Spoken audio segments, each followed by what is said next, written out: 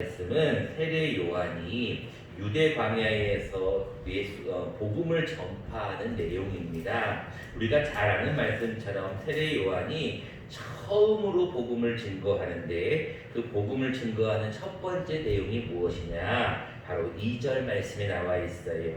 그게 무엇이냐면 회개하라 천국이 가까웠느니라 하는 말씀. 이 말씀은 이제 제가 수요일날도 그 말씀을 이어서 가겠지만 예수님도 시험을 받으신 후에 이제 복음을 증거하실 때 처음으로 복음을 증거한 내용이 무엇이냐면 예수님도 회개하라 천국이 가까이 왔느니라 라는 말씀이에요. 즉 예수님이든 세례 요한이든 둘 다 첫 번째로 말씀을 증거했던 내용이 무엇이냐면 회개하라는 거예요. 회개하라 천국이 가까이 왔다. 여러분 지난주에 제가 회개와 회개 기도에 대한 말씀을 나누었는데 여러분 기억나시는지 모르겠어요. 회개 기도는 하나님 잘못했습니다. 자백만 하면 용서해 주시오. 근데 진정한 회개는 뭐다? 우리가 뉘우치고 우리의 행동이 달라져야 돼요. 이 고칠 개라고 그랬거든요. 그래서 제가 지난주에는 우리가 개나 돼지가 자신이 했던 반복하는 행동을 하는 것처럼 우리는 해서는 안 된다라는 말씀을 나누었어요. 오늘도 같은 내용이 본문이 나와요. 세례 요한이 회개하라 천국이 가까웠다라고 얘기를 하자 그 동네에 있는 모든 사람들뿐 아니라 멀리 있는 사람들끼리 다 나옵니다. 본문 5절 말씀입니다. 이때에 예루살렘과 온 유대와 요단강 사방에서 다 요한에게 나오는 거예요. 어떤 세례 요한이 복음을 증거한다고 하니까 사람들이 다 나왔어요. 그럴 수밖에 없었던 이유가 무엇이냐면 말라기 선지자 이후에 주의 종들이 나오지 않는 거예요. 선지자들이 아무도 안 나오는 거예요. 그리고부터 400년이라는 시간이 지나가 버렸거든요. 그러니까 이제 뭐 누군가가 오긴 올 건데 도대체 누가 올 것이냐고 기대하고 있는 상황에서 세례 요한이 회개하라 라고 하니까 많은 사람들이 다 나왔어요. 그가 혹시 엘리야인가? 그가 혹시 예수님인가? 라고 생각하면서 나왔어요. 그리고 무엇을 하냐면 6절 말씀에 보니까 자기들의 죄를 자복했어요. 자, 지난주 말씀 나눴죠. 여러분 하나님 앞에 하나님 잘못했습니다 라고 여러분들이 회개하면 회개 기도하면 우리 죄가 용서함을 받아요. 그들이 모두가 다 나와가지고 죄를 자복했어요. 잘못했습니다. 회개 기도하는 거죠. 그리고 나서 한 가지를 더하게 되는데 그게 무엇이냐면 요단강에서 그에게 세례를 받습니다. 여러분들 각주에 다 보시면은 헬라어로 또는 침례라고 적혀 있죠.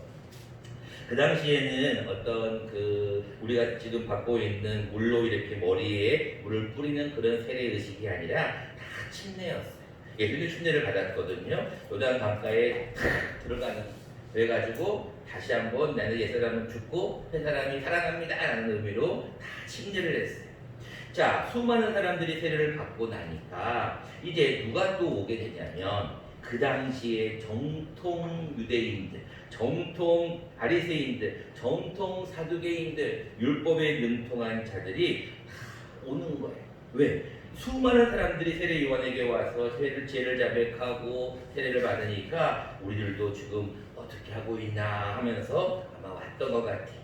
그런데 세례 요한이 바리새인들과 사두개인들을 향하여서는 뭐라고 얘기해요? 7절 말씀해 보니까 그들에게도 회개하라 그렇게 하면 좋은데 사두개인들과 바리새인들을 향하여서는 독사의 자식들아 아주 무서운 말씀을 하죠. 그러면서 뭐라고 하냐면 누가 너희를 가리켜 임박한 진노를 피할 수 있느냐 그러면서 그들에게 하는 말씀이 뭐냐면 너희는 회개에 합당한 열매를 맺으라 라고 얘기하고 있어요. 그러면서 속으로 너희가 아브라함의 자손이 아브라함이 우리 조상이다 라고 생각하지 말아라.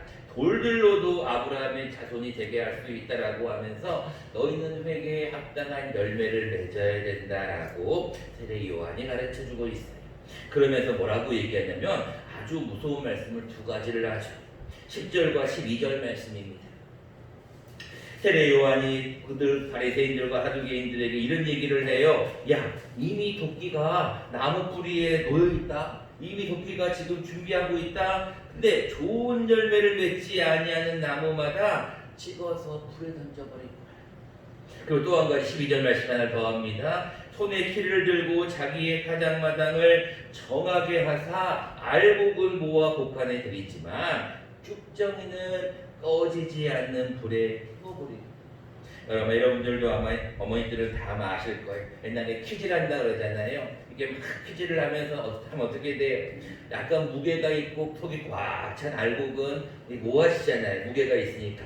근데 쭉정이는 어떻게 돼요? 속이 비어 있으니까 퀴즈를 하면 어떻게 돼요?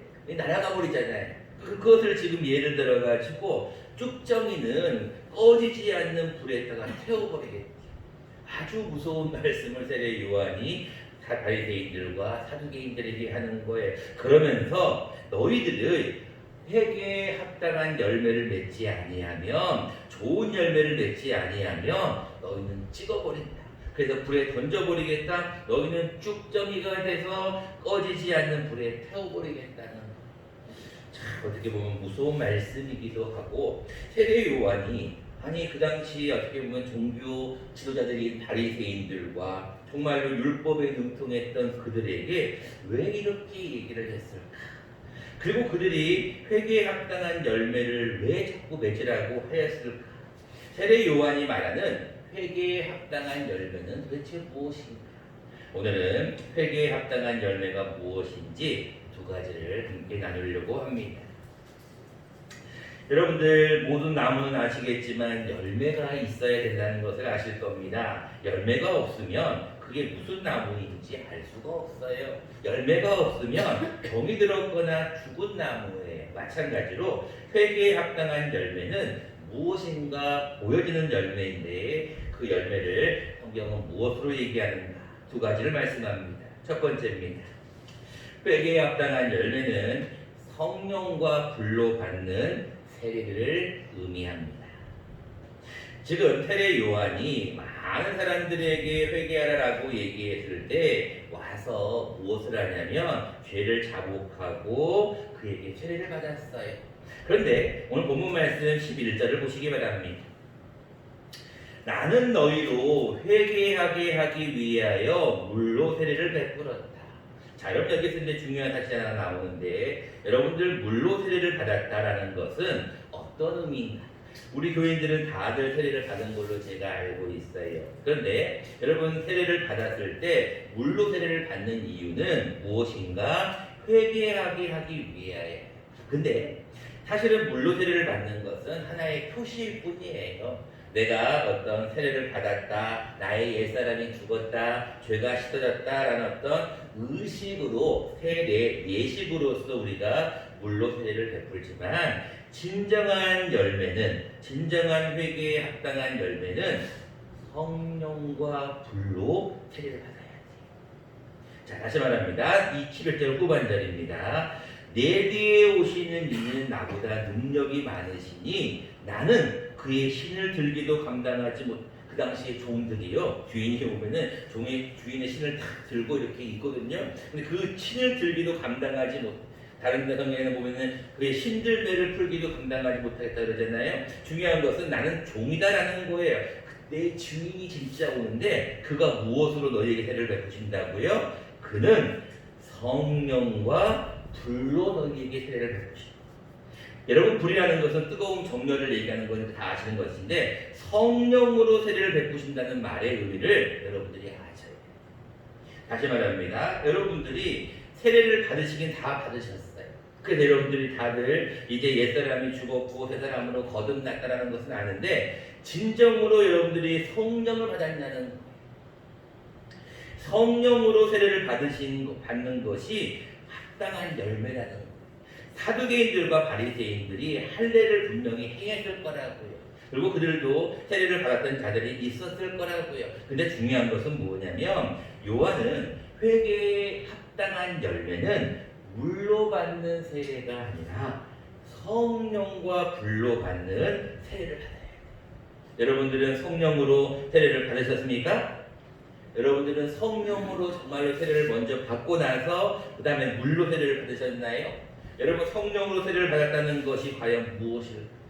물이라는 것은 알다시피 그냥 물에 탁 들어갔다가 나오면 되기 때문에 표시가 있는데 그런 어떤 표식이 있기 때문에 물로 세례를 받는데 이 성령으로 세례를 받는 불로 세례를 받는다는 게 사실은 어려운 말이에요. 그리고 이해가 잘 안 되거든.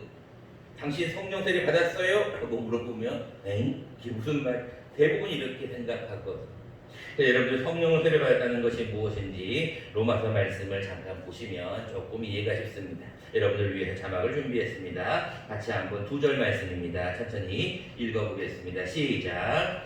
무릇 그 예수와 합하여 세례를 받은 우리는 그의 죽으심과 합하여 세례를 받은 줄을 알지 못하느냐. 그러므로 우리가 그의 죽으심과 합하여 세례를 받음으로 그와 함께 장사되었나니. 로마서 6장 3절과 4절. 자, 여러분 이 말씀을 잠깐 보셔야 여러분들이 이 성령으로 세례를 받았다는 게 무슨 말인지 이해가 돼요. 앞으로 좀 그런 거 좀 보세요. 자, 거기 보면은 무릇 예수와 합하여 세례를 받은 우리의 세례 요한은 나는 회개하기 위하여 물로 세례를 베푼다고 하였는데 내 뒤에 오시는 예수는 성령과 불로 세례를 준다고 했죠. 방금 이 말 똑같은 말씀이에요. 예수와 합하여 세례를 받은 우리, 예수로 말미암아 세례를 받은 우리는 그의 뭐와 합하여? 그의 죽으심과 합하여 세례를 받은 줄 알지 못하느냐. 그 다음 넘겨보세요. 그러므로 우리가 그의 죽으심과 합하여 세례를 받음으로 그의 죽으심과 그의 십자가의 죽으심과 합하여 세례를 받음으로 그와 함께 뭐가 되었다고요? 여러분 성령으로 세례를 받았다는 것은 무엇이냐면요, 그의 죽으심과 합하여 세례를 받은 우리는 그의 죽으심과 합하여 세례를 받음으로 그와 함께 뭐 했다고요? 장사가 되어 죽었다는 거예요.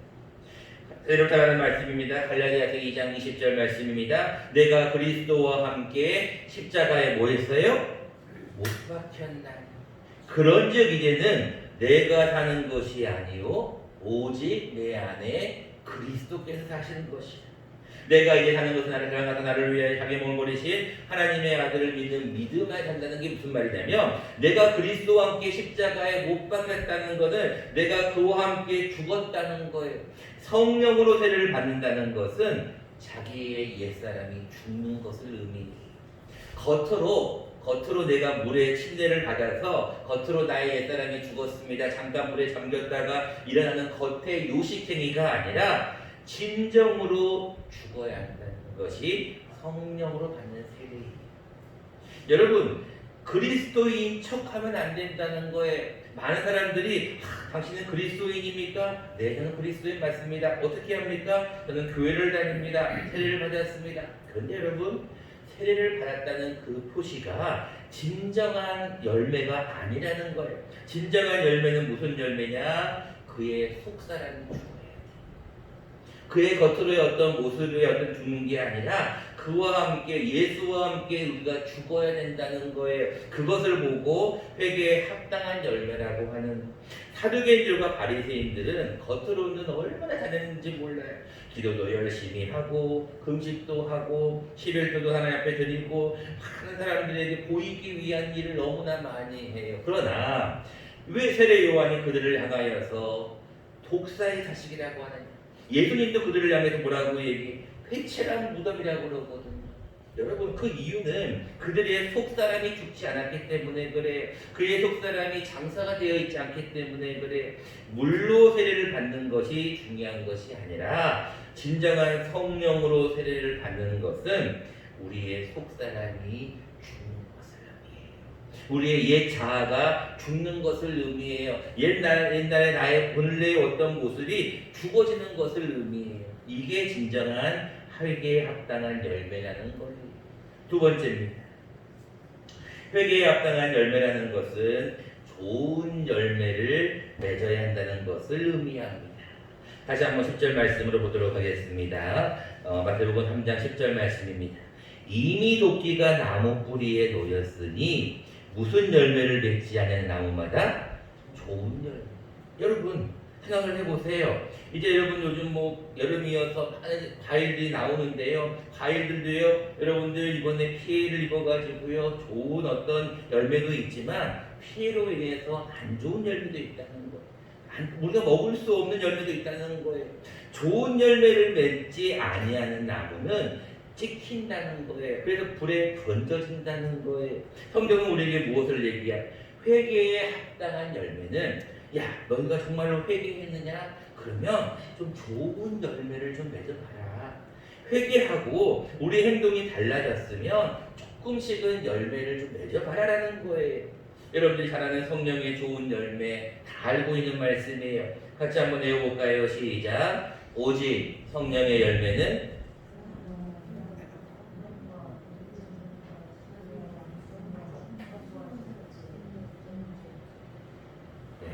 그럴 것 같아서 자막을 준비했습니다. 같이 한번 읽어보겠습니다. 시작. 오직 성령의 열매는 사랑과 희락과 화평과 오래 참음과 자비와 양성과 충성과 온유와 절제니 이 같은 법을 금지할 법이 없느니라. 여러분, 성령의 열매가 분명히 나와 있어요. 좋은 열매가 뭔지 나와 있어요. 여러분, 좋은 열매를 맺는 것이 회개에 합당한 열매라는 거예요. 여러분, 여기 성령의 9가지 열매는 제가 이미 수요 예배 때 한번 시리즈로 설교를 한번 했어요. 여러분, 성령의 9가지 열매를 여러분들이 맺으셔야 해요. 이게 회개에 합당한 열매예요. 내가 하나님 앞에 회개 기도합니다. 잘못했어요. 기도했어요. 그리고 고치려고, 회개하려고 부단히 노력했어요. 애를 썼어요. 그러면 그게 무엇으로 나타나야 돼요? 열매로 나타나야 된다는 거예요. 보여줘야 된다는 거예요. 여러분, 여기 나오는 9가지 열매 가운데 여러분들은 어떤 열매를 맺고 있고 맺었었고 앞으로 맺어갈 겁니다. 가장 중요한 열매는 사랑의 열매이겠죠. 사랑은 모든 허다한 허물을 덮기 때문에, 사랑은 모든 것을 덮어줄 수 있는 믿음과 소망, 그 중에 제일이 사랑이기에 성령의 열매의 첫 번째는 사랑이죠. 그래서 하나님도 우리가 첫 번째 복음의 제1원리가 하나님은 당신을 사랑하십니다. 요한복음 3장 16절, 하나님의 세상을 이처럼 사랑하십니다. 하나님이 우리를 사랑하신다. 우리도 서로를 사랑해야 된다. 이것이 여러분 성령의 첫 번째 열매잖아요. 그 다음에 여러분 희락, 화평, 여러분 어떤 열매를 맺어야 해요? 세례 요한이 얘기하고 있는 회개에 합당한 열매는 성령의 좋은 열매를 맺으라는 거예요. 이제 말씀을 해보자 합니다.